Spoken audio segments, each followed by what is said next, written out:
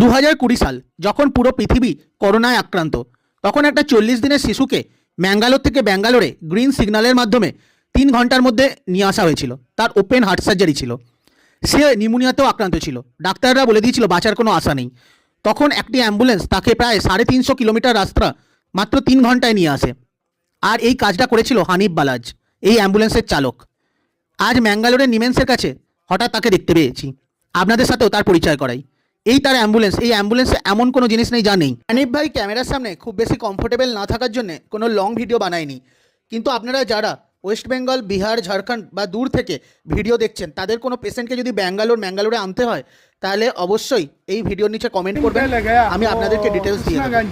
हाँ हाँ किशनगंज किशनगंज, हाँ हाँ बिहार बिहार का। उधर जाके वो तो आगे। वेस्ट बंगाल का बॉर्डर के पास ही होता है, अच्छा अच्छा सिलीगुड़ी के पास। हाँ सिलीगुड़ी के उधर जाते रहता हूँ।